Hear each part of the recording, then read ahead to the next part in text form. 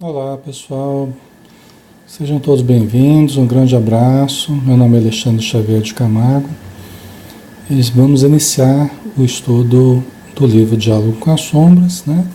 Hoje falando sobre o materialista, né? Nós vamos dar continuidade ao Diálogo com as Sombras nesse tópico que nós já começamos na semana passada, tá? Então vamos lá com o Hermínio Miranda, né? Falando sobre o materialista. Então, continuando aqui, o meu livro, nós estamos na página 170, tá?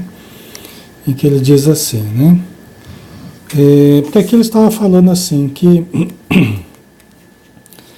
a pessoa que se envolveu absolutamente com a vida material, né, não tendo outras cogitações mais superiores, metafísicas, espirituais, né? A pessoa que viveu apenas a vida material, os prazeres imediatos, os vícios, né, as preocupações absorventes do apego às posses, né? Quer dizer, a pessoa que viveu imersa nessa condição, até a gente falava, né, no último estudo, é a pessoa que vai viver muitas vezes em torno da família, né, sem conseguir se desligar do ambiente familiar, sem conseguir se desligar das suas posses, né, sem conseguir se desligar dos seus vícios, né?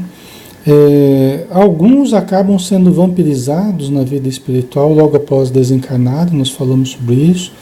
Depois passam a participar também de falanges de espíritos malfazejos, né?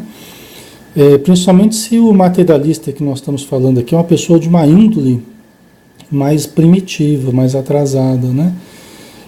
Às vezes é uma pessoa de uma índole um pouco melhor, acaba sendo sim prejudicado na vida espiritual, mas ninguém vai à toa para as regiões umbralinas, ninguém fica vagando à toa, sem rumo, sem direção, sem consciência plena do que está ocorrendo à toa.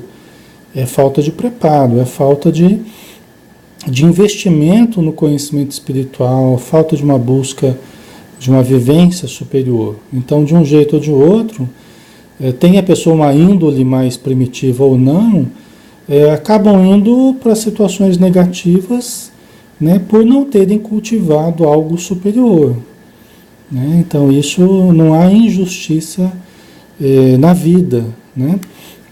A pessoa pode não ser ruim, pode não ser uma pessoa má, né, de caracteres assim bastante primitivos, mas se ela também não cultiva o bem, não cultiva o desapego, não cultiva a moderação, ela acaba caindo nas mesmas armadilhas que os outros, né? Ela acaba indo junto com o pessoal que não cultiva nada mais profundo, né?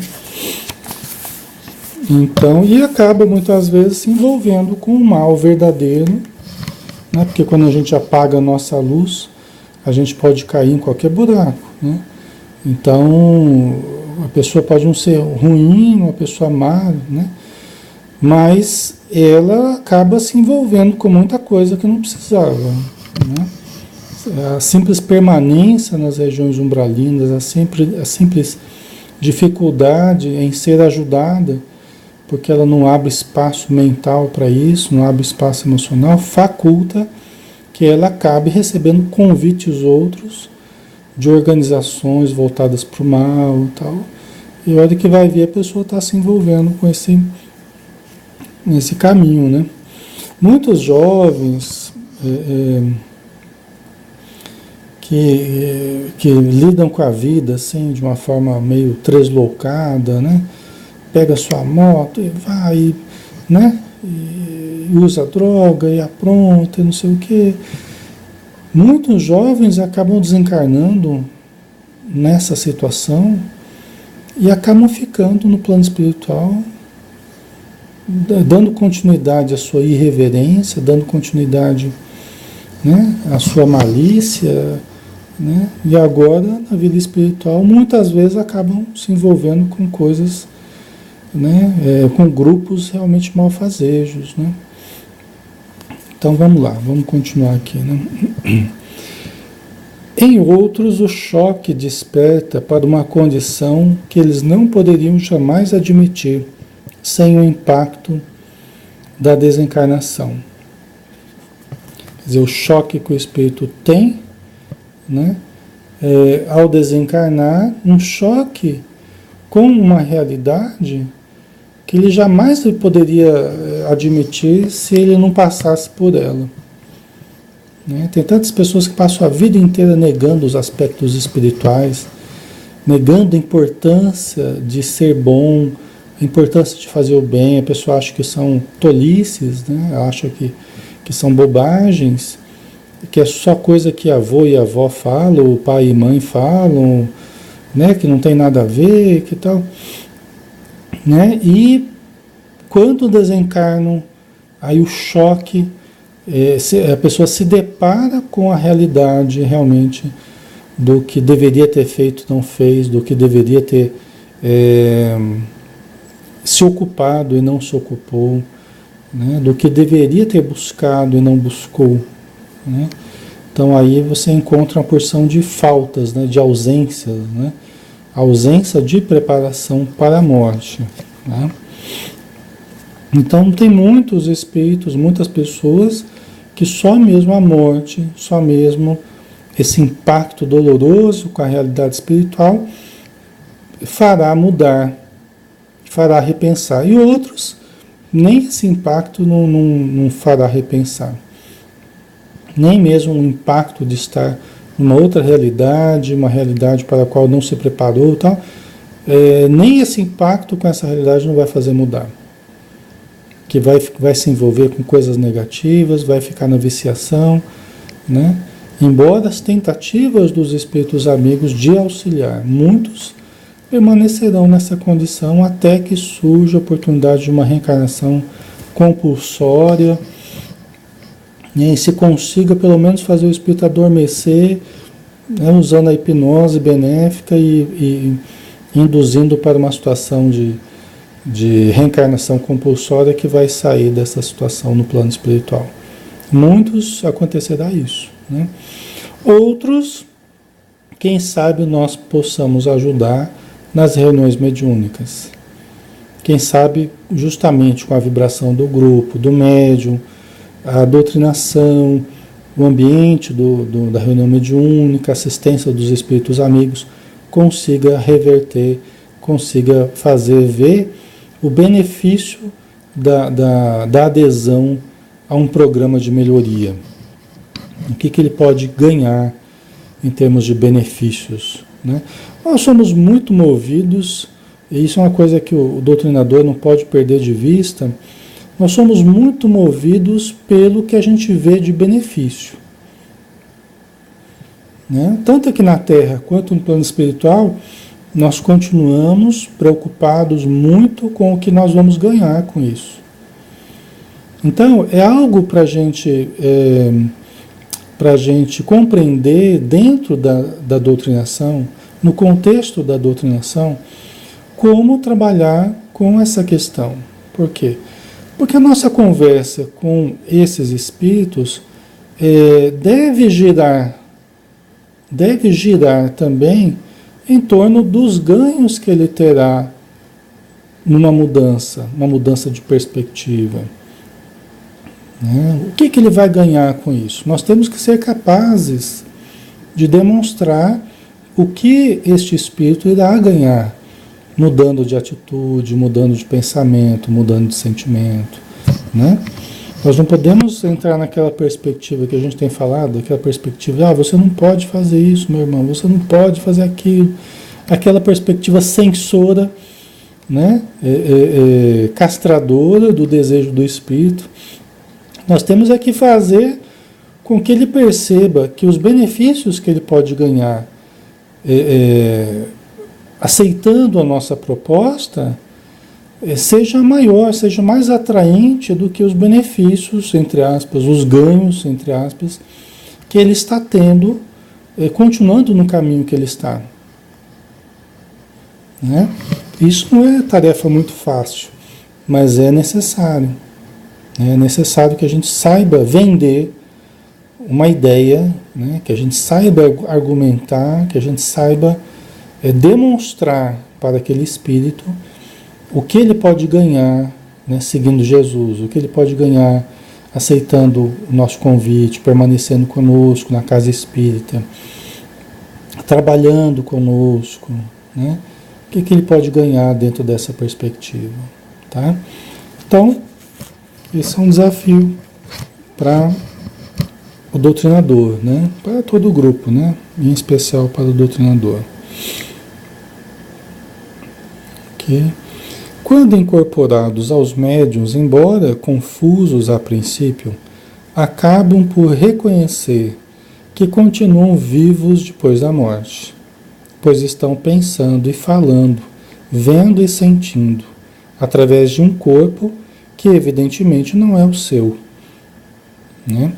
Muitos, nessa perspectiva mais materialista, só vão perceber que estão mortos, né, fisicamente, né, quando incorporam. Muitos somente em contato com o choque anímico, com o choque da matéria, com o reencontro com o corpo do médium, né, com a matéria, com as energias materiais, que eles vão despertar para o contraste, né, do que eles estavam vivendo e agora de novo na reunião mediúnica em contato com a matéria, em contato com o organismo do médium e tal. Muitos só vão despertar nesse momento. Muitos estão em estado de alienação, né, em contato com as energias do médium, começam a recobrar um pouco a consciência, né, começam a voltar um pouco, eles ganham uma vida fictícia, uma vida passageira, como é que eu posso dizer? Em contato com as energias do médium, se reavivam algumas faculdades, né, que estavam meio apagadas, obnubladas na vida espiritual. Porque ele não se preparou, não adestrou órgãos, não adestrou pensamento para a vida espiritual, perispírito para a vida espiritual. Tudo é exercício, tudo é treinamento. O que nós estamos fazendo aqui é um treinamento mental, emocional, né, até perispiritual, de estarmos plasmando conhecimentos, né, pensamentos em torno da vida espiritual. Isso é exercício da alma, né? A pessoa que não exercita dessa forma, ela chega no plano espiritual enfraquecida. Às vezes diz o André Luiz que não consegue nem se locomover na vida espiritual. Chega à maneira de um paralítico, à maneira de um aleijado, porque não adestrou órgãos. Isso aqui é real. É uma coisa física, né? Não é abstrato. Nós não estamos falando de abstrações, nós estamos falando de algo real. Nosso perispírito é algo real, que precisa ser trabalhado, né? Precisa ser adestrado, precisa ser treinado para a nossa vivência fora do corpo. Quando nós não temos isso, nós vivemos também a falta, novamente a falta, né? O mal na nossa vida é a falta, né? É a falta do amor, é a falta do desenvolvimento, é a falta do conhecimento, é a falta de adestrar órgãos, membros para a vida superior. O que nos faz mal é a falta, entendeu? É o que não somos, né? Por isso que nós sofremos. Sofremos pelo que não somos, poderíamos ser e ainda não desenvolvemos.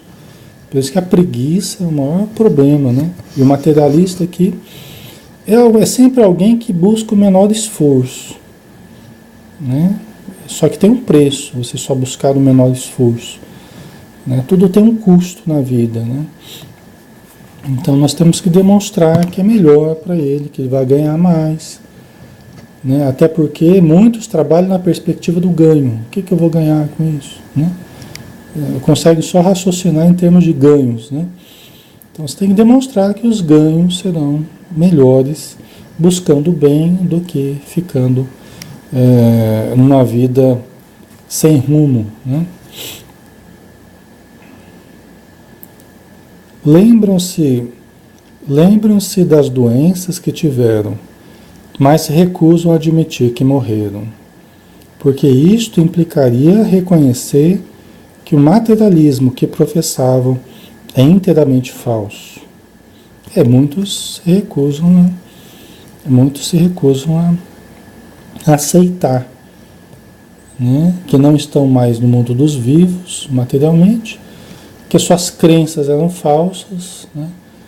E ficam alienados ainda no plano espiritual, né? Você vê o avô do André Luiz, né? O André Luiz encontrou o avô dele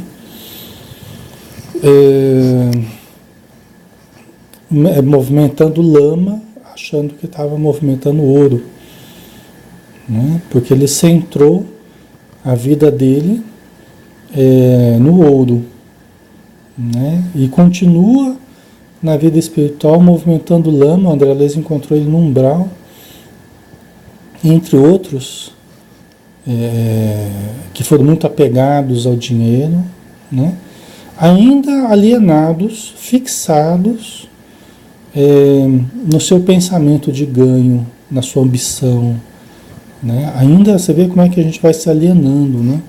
A gente vai fixando o pensamento num circuito fechado em torno de determinados interesses, ficando alheio a todo o resto.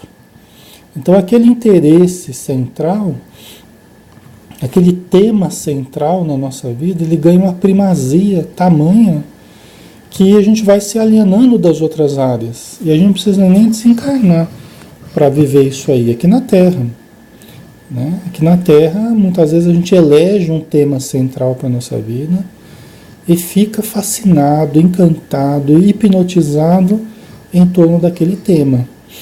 Seja o ganhar dinheiro, então a pessoa transforma a vida dela na busca incessante de ganhar dinheiro. Esse aqui é o grande tema de fundo da minha vida, ganhar dinheiro, né? Então eu gasto energia, gasto saúde, gasto tempo, gasto conhecimento, tudo, absolutamente tudo na busca do dinheiro, né? Posso perder todo o resto, mas eu estou ganhando dinheiro. Outros na busca da beleza física. Então, trabalha o tempo todo, o pano de fundo da vida da pessoa é a busca do corpo ideal. Gasta-se tempo, energia, dinheiro, tudo para ter o corpo ideal, né? Outros na busca da fama, né? Então, gasta tudo, elege, pessoal. Às vezes a pessoa não tem noção, ela não tem propriamente consciência do que está fazendo, ela simplesmente age, né? Ela simplesmente age, ela simplesmente faz isso inconscientemente, né? Não digo que a busca não seja uma busca consciente, não, eu quero ter um corpo perfeito e tal, mas o que está movendo a pessoa é o ego, é a inconsciência de que ela está movida pelo ego, não movida pelo self, né? Então, e aí qualquer coisa que domine, que predomine na nossa vida, que não seja algo positivo e que absorva todas as outras áreas, né? Isso aí vai ter um prejuízo muito grande para a gente.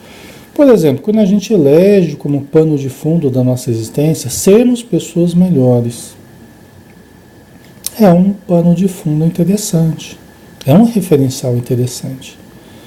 Então, eu invisto tudo na minha vida para ser uma pessoa melhor, né? Logicamente, não a ponto de eu abandonar o meu trabalho, a família, ou, né?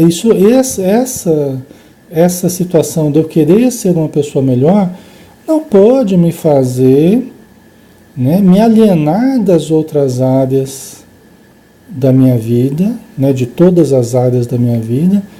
E aí, porque até disso eu posso fazer um fanatismo, eu posso entrar numa situação de exagero. Não, agora então eu vou me afastar de todo mundo, de todas as pessoas, porque eu quero ser melhor. Aí eu vou lá no monte, ficar só meditando para eu ser melhor. O objetivo não é esse, né? Jesus, ele orava todas as noites, quando se afastava um pouco das pessoas, ia para os lugares mais ermos, silenciosos para orar, mas durante o dia ele voltava, né, ao contato com as pessoas, o contato com a necessidade e tal, que era onde ele demonstrava a sua superioridade, justamente em contato com o trabalho ativo, né? Então, se nós começarmos também, como diz Joana de Angelis, a ambição de sermos melhores, né?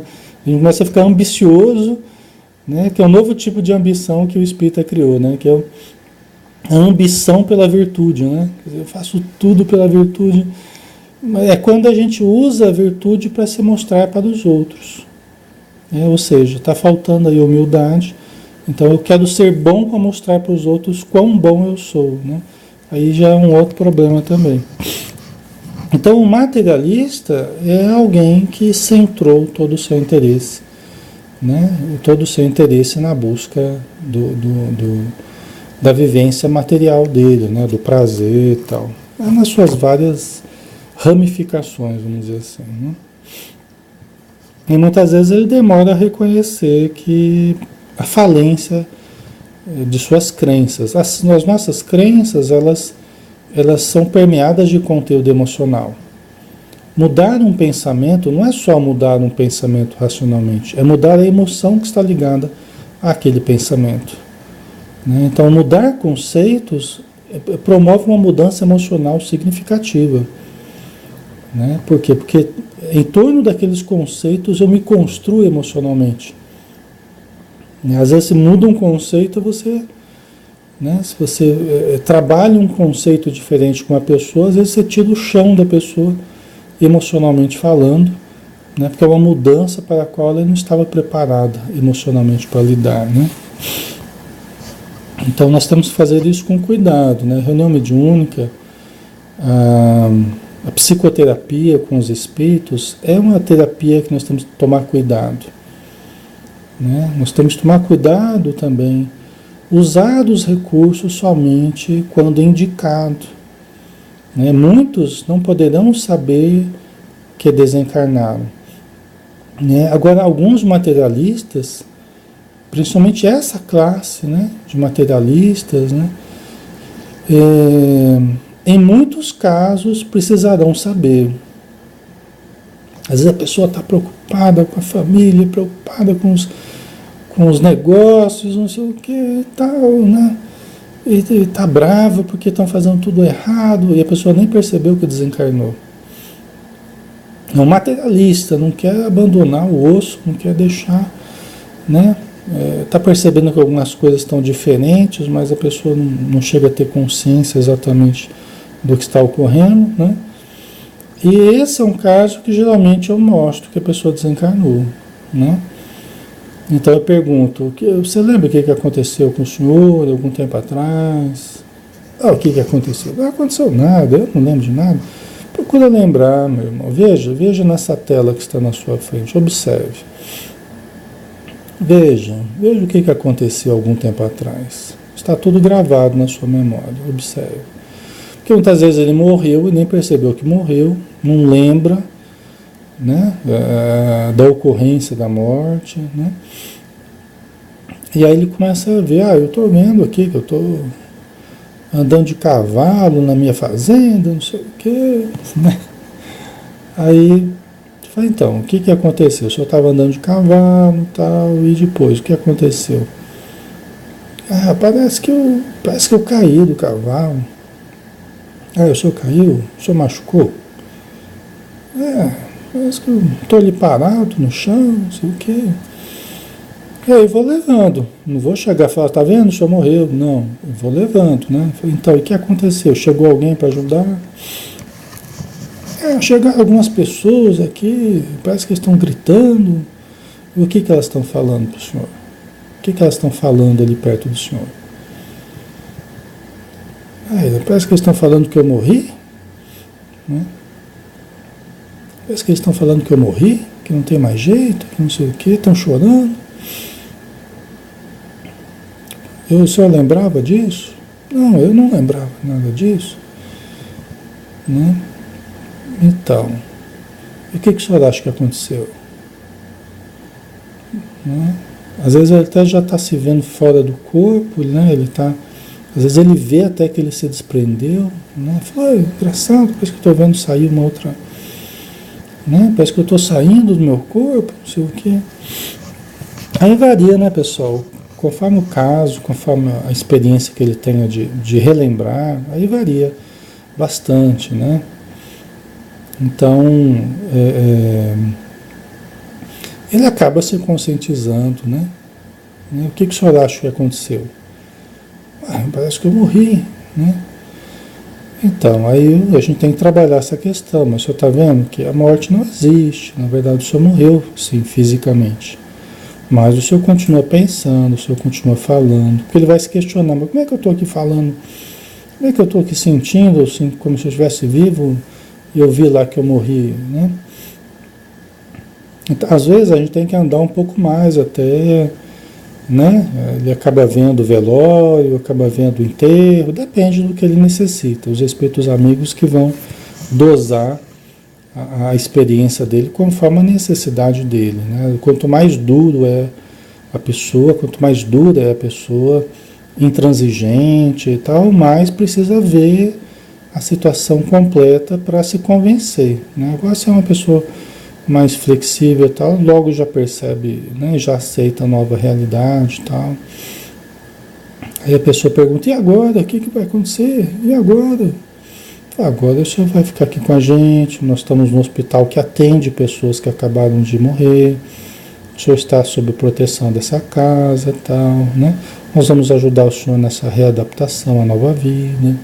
Ah, mas e minha família, e minhas posses? Agora, as suas posses não lhe servem para mais nada, meu irmão. Tem algumas coisas que a gente tem que ser firme, né? Como os próprios espíritos amigos agem, que a gente vê na obra do André Luiz, né? A firmeza junto com a bondade, para não ficar nutrindo ilusões no espírito, né? Ah, mas eu quero ver a minha família, cadê minha família? Então, agora o senhor vai deixar a sua família por algum tempo se recuperar da sua ausência. Eles estão bem cuidados. Deus está olhando por eles, agora o senhor vai cuidar da sua readaptação à nova vida. É importante que o senhor readquira saúde, equilíbrio. Aí depois, conforme a vontade de Deus, aí o senhor vai poder ver a sua família. Mas por enquanto não. O senhor vai ficar, né, se tratando, tal. Aí a gente já conduz, já encaminha ele para os espíritos amigos que vão orientá-lo a partir de então, né? Esse é um modo básico, vamos dizer assim, como a gente lida com essa situação do materialista. Nesse caso específico, e veja bem, aqui é um caso de uma pessoa boa, uma pessoa, né? Não é uma pessoa má, não é uma pessoa que está com propósito de vingança e tal. Poderia até ter aqui no meio dessa história que eu citei, mas, né, uma coisa ou outra negativa, mas aqui que eu citei foi um caso de uma pessoa mais, né, apenas sem conhecimento, sem lembrar que tinha morrido, apegado às coisas materiais. Essa é a estrutura básica que eu uso para esse despertamento. E a gente percebe que nesse caso a informação do já ter morrido é o grande objetivo da doutrinação. Nesse caso específico que eu acabei de citar, a informação de já estar na vida espiritual é o grande remédio para esse espírito, entendeu? Para essa classe de espíritos, né?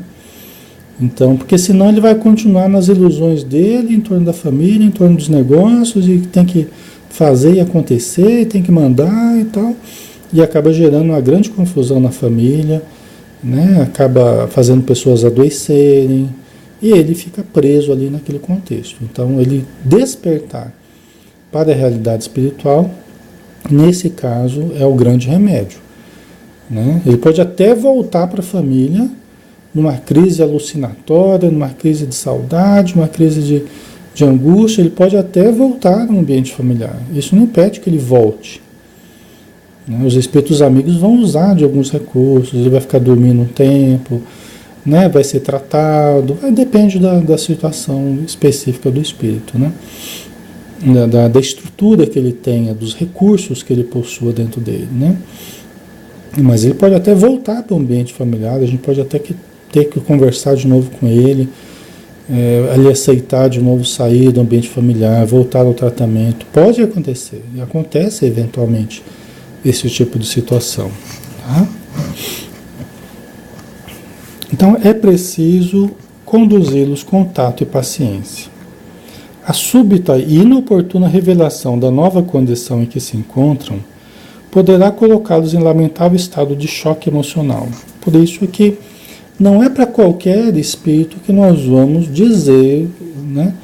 Isso aí vai muito da intuição do doutrinador, né? E tem casos que eu percebo que os espíritos amigos estão trazendo para que ele tenha a informação. Às vezes ele já está, como eu já falei para vocês, ele até já está em tratamento no plano espiritual. Só que ele continua teimando em não aceitar a nova situação. E continua dificultando a melhora, por incrível que pareça, pessoal. Eu até citei no livro Perante Deus, né, o espírito Eric, contando, né, através da Célia Xavier de Camargo, contando. Ele era um caso assim, ele estava em tratamento no plano espiritual, estava dando trabalho lá no plano espiritual, né? Ele teve que ser conduzido à casa espírita para que ele percebesse e fosse esclarecido da realidade, né? Agora, não é qualquer caso, não. Né? Pessoas mais frágeis, pessoas mais que estão doentes, principalmente essas pessoas que trazem sintomas de dores, de doenças, de problemas, que elas estão sofredoras. É diferente de um pai de família que está cheio de força, vigor, não sei o que, querendo mandar, querendo aprontando uma confusão na família, né? Nesse caso, é interessante que a gente vai esclarecendo a situação dele. Dessa forma sutil, que ele vai vendo, tá, vai entrando em contato com a realidade que ele viveu e que ele estava esquecido dessa realidade. Então a gente precisa ir despertando ele para isso. É uma situação, né? Agora, em caso da pessoa chega ali sofrendo, né? Foi queimado, foi esfaqueado, atirado na pessoa, está lá doendo, sentindo.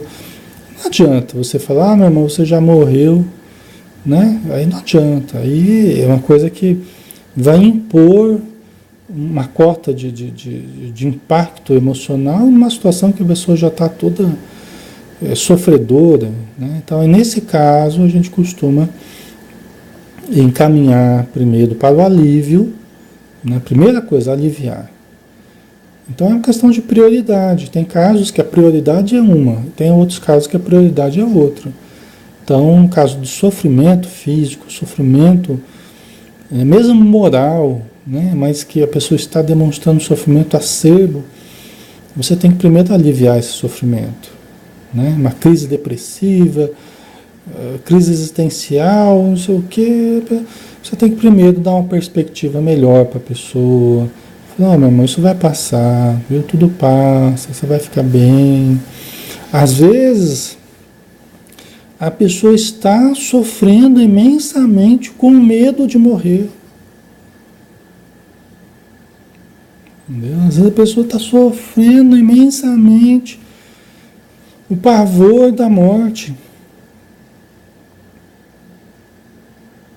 Entendeu? Então tem casos, por incrível que pareça, que as pessoas, mas eu não quero morrer, né? Não, meu, você não vai morrer, fica tranquilo. Quando eu falo isso, eu estou pensando assim, ele não vai morrer espiritualmente, né?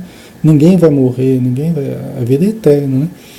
Então, nesse sentido que eu falo, não, meu, você não vai morrer, viu? Fique tranquilo, nós estamos aqui para te ajudar, tal, vai se acalmando, tal, né? Porque a pessoa está em crise, está em pavor da morte. Tem muita gente que tem pavor da morte, né? Então, nesse caso também, por incrível que pareça, a gente vai acalmar primeiro a pessoa. Não, fica tranquilo, vai dar tudo certo, o médico está aqui, os enfermeiros, nós já estamos tratando do seu problema. O seu problema tem cura.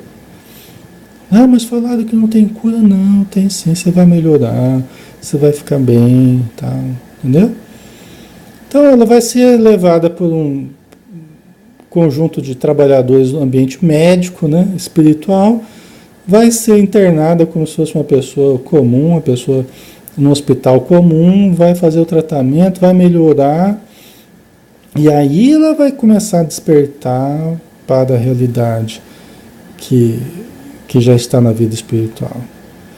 Né? Então tem aquele livro do André Luiz, E a Vida Continua, que é assim, né? Que os dois personagens, aquele homem e aquela mulher, né, que são os personagens centrais do livro, é um livro muito bonito, que é o último livro do André Luiz, mas que poderia tranquilamente ser o primeiro livro do André Luiz, né?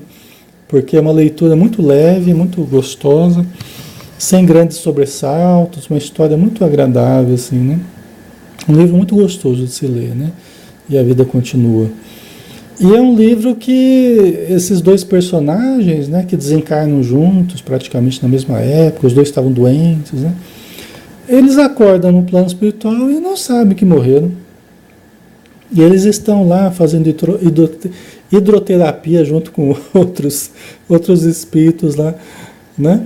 Eles estão lá fazendo hidroterapia e um chega e conversa com o outro. Oh, dizem aí que talvez a gente já esteja morto, né? Como quem falasse assim um segredo de Estado, assim, né? Com medo de ser pego, né? Olha, está correndo aí a conversa de que nós já estaríamos mortos, né? Então, assim, é uma coisa muito interessante, porque você vê que muitas vezes eles vão levando uma vida, que é até uma vida diferente, né? Um hospital diferente, um tratamento diferenciado, então, mas eles vão a pouco e pouco sendo despertados para a vida espiritual. Né? Então, quando é esse caso, né, que vem através de doenças, sofrimentos, assim, a pessoa ela chega para nós ali mais adoentada, sofredora, então nós primeiro vamos tratar, vamos aliviar, vamos dar o apoio emocional, tá? E aí depois, para essas pessoas, o saber da morte não é a prioridade.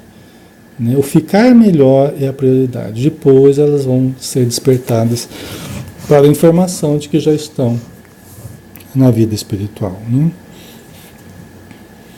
Então, temos que compreender que é difícil aquele que não acredita na sobrevivência admitir que, a despeito da descrença em si mesmo, ele sobreviveu. Né? Porque ele não acreditava que era possível sobreviver. O próprio Eric, né, que eu falei aqui do livro Perante Deus, ele era um escritor famoso, né? Era uma pessoa badalada aqui no Brasil, era uma pessoa assim, né, em conhecimento, até no exterior, premiado e tal. E aí ele foi fazer um curso básico no plano espiritual, né? E aí o espírito falando, olha, né, falando assim da reencarnação, era praticamente uma aula sobre espiritismo, né? Os conceitos básicos da lei da vida, né? Das leis divinas. E aí o Eric falou assim, mas isso aqui é maravilhoso, isso aqui tinha que levar para a Terra, né? Isso aqui tinha que levar para a Terra, né? Puxa vida, tão bonito, tão importante, tinha que levar para a Terra isso aqui. Aí o Espírito falou assim, meu irmão, isso aqui já está na Terra, esse conhecimento já está na Terra. Mas como? Impossível, né? Ele muito cheio de si, assim, né? De achar que ele estava por dentro de tudo que estava acontecendo no planeta, intelectualmente e tal, né? E ele não admitia, né? Eu falei assim, meu irmão, isso aqui já está na Terra desde 1857, com o lançamento do Livro dos Espíritos, de Allan Kardec. Aí ele teve um choque, porque ele era preconceituoso com o Espiritismo. Aí ele lembrou até de um certo senhor que ele costumava, que era uma pessoa muito distinta, tal, na cidade dele e tal, mas era dado a essas coisas, vamos dizer assim, né? Ele era dado a essas coisas, então ele olhava com certo, né, um certo olhar assim, mais pejorativo, né, um olhar meio crítico assim, mas era uma pessoa muito distinta, um homem, né, que era uma pessoa boa, tal, mas ele tinha o preconceito dele, né, contra o espiritismo, e agora tinha que engolir essa verdade de que o Espiritismo já trazia todas essas informações que ele não tinha, né? Então, é difícil, né? A pessoa, é um choque para a pessoa, né? Inclusive ver o tempo perdido, né? Ver que teve nas mãos a oportunidade de entrar em contato com as informações, de beber a fonte dessa doutrina e, por preconceito, se manteve distante, né? Então vamos terminar aqui, tem o último parágrafo, né? Em Reformador, de setembro de 1975, no artigo Lendo e Comentando, o nome do artigo, né? Está relatado um caso desses, tratado com extrema habilidade e carinho por uma excelente doutrinadora inglesa. O espírito, por nome Tom, vivera agarrado aos seus bens, e especialmente ao seu ouro e na sua imaginação. Continuava a manipular as moedas no mundo espiritual, totalmente desligado da nova realidade que vivia. Aos poucos vai sendo conduzido a admiti-la, né? Então está aí uma dica para vocês, né? Reformador, setembro de 1975, o artigo Lendo e Comentando, né? Na verdade é um caso, né, parecido com o próprio avô do André Luiz que eu citei agora há pouco, né? A pessoa continuava manipulando, manipular moedas no mundo espiritual, desligado da sua nova realidade que vivia, né? O avô do André Luiz manipulava a lama, achando que estava manipulando moedas, né? Mas é a alienação, né? É a fixação numa única coisa, a despeito de todas as outras, né? A nossa mente precisa de flexibilidade, de fluidez, de leveza, né? Sempre que a gente começa a concentrar muito numa única coisa, a ideia fixa é o início da obsessão, né? Através da ideia fixa, da monoideísmo, né? Através da monoideia é que você vai caminhando para o agravamento da obsessão. Em torno de qualquer tema, você começa a se fixar em demasia, como eu disse para vocês, até o próprio Espiritismo, se ele me absorver totalmente e eu viver só o Espiritismo e viver, né, vai dar problema também. A família está lá precisando de ajuda, os filhos precisando de atenção, a esposa, o marido, né? E aqui eu não falo dos caprichos da família, eu falo de necessidades reais, o trabalho está precisando da atenção da pessoa, tal, e está lá. Só aquele pensamento fixo, né? Então, isso também vai dando problema, né? Qualquer coisa que nós ficarmos fixamente presos, aquele monoideísmo, aí nós já estamos prejudicando as outras áreas, às vezes até a saúde, entre outras coisas, tá? Então, é uma coisa para a gente sempre tomar cuidado, né? A gente olhar qual a nossa intenção perante a vida e se nós estamos dando atenção a todas as áreas da nossa vida, ou nós estamos somente tentando nos realizar somente naquele aspecto, tentando extrair prazer somente naquele aspecto, né? Nós temos que ter, isso eu estou falando uma questão de saúde mental, emocional, temos que conseguir extrair prazer de tudo que a gente faz, extrair prazer da vivência familiar, extrair prazer da vivência profissional, né? Gostar de viver, gostar de conviver, né? Dentro, fora da casa espírita, né? Então, não essa questão só de fechar, né, muito ali, isso vai dar problema para a gente, tá bom? Então, que Jesus abençoe a todos, que tenha sido válido aí essas reflexões. Um abração, até mais.